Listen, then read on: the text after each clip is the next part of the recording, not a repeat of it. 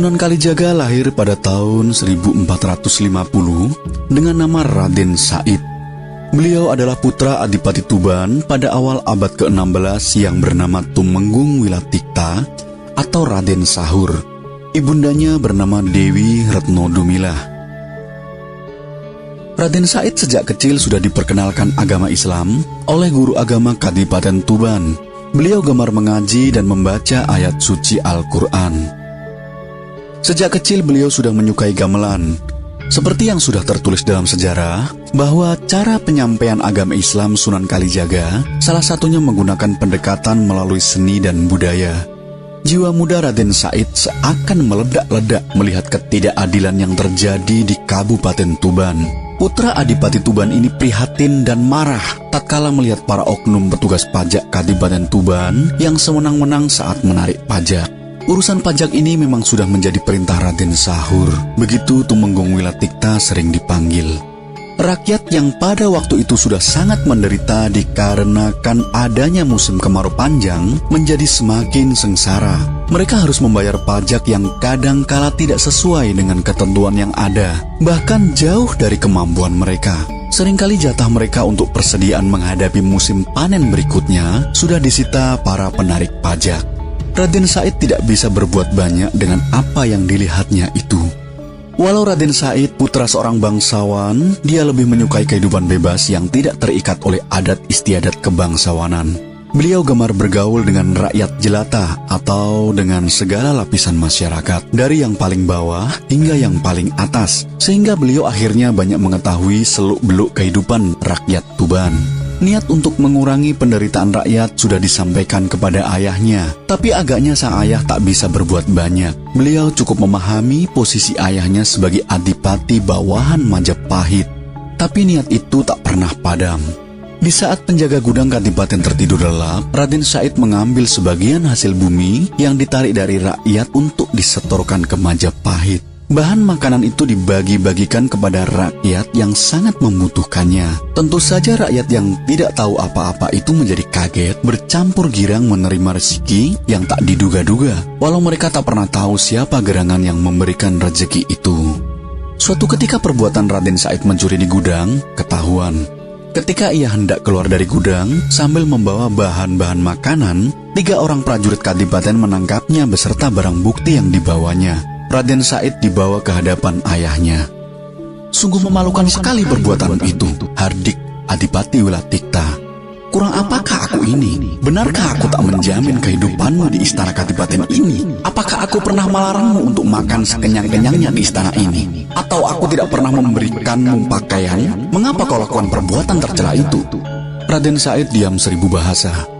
Raden Said tidak menjawabnya untuk apakah dia mencuri bahan-bahan hasil bumi yang hendak disetorkan ke Majapahit itu.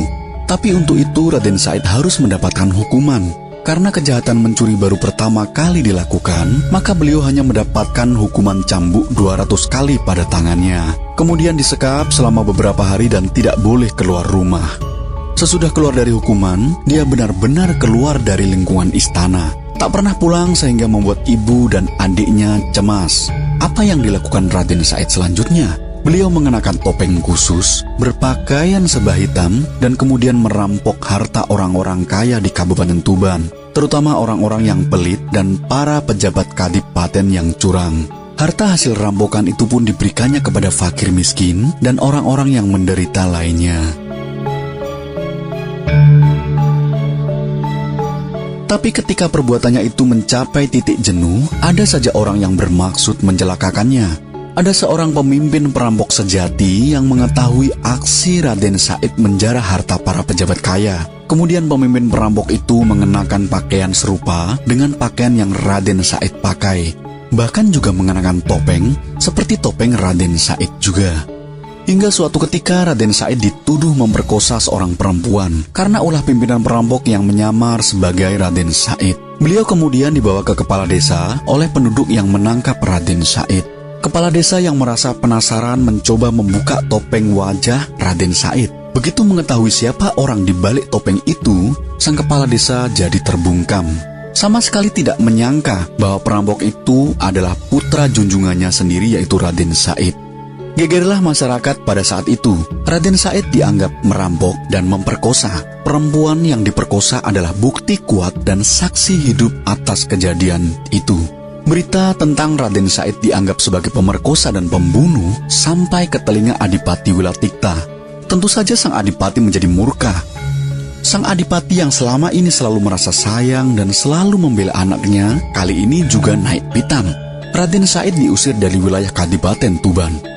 Pergi dari Kadipaten Tuban ini. Kau telah mencoreng nama baik keluargamu sendiri. Pergi. Jangan kembali sebelum kau menggetarkan dinding-dinding istana Kadipaten Tuban ini dengan ayat-ayat Al-Quran yang sering kau baca di malam hari. Pekik sang ayah yang sedang murka. Adipati Wilatikta sangat terpukul atas kejadian itu. Hanya ada satu orang yang tak dapat mempercayai perbuatan Raden Said, yaitu Dewi Rasawulan, adik Raden Said. Sang adik percaya Raden Said berjiwa luhur dan sangat tidak mungkin melakukan perbuatan keji. Hati siapa yang takkan hancur mengetahui peristiwa seperti ini? Raden Said bermaksud menolong fakir miskin dan penduduk yang menderita, tapi akibatnya justru dia sendiri yang harus menelan derita. Orang tua mana yang tak terpukul batinnya mengetahui anak dambaan hati tiba-tiba berbuat jahat dan menghancurkan nama dan masa depannya sendiri. Tapi itulah peristiwa yang memang harus dialami oleh Raden Said. Raden Said betul-betul meninggalkan Kadipaten Tuban.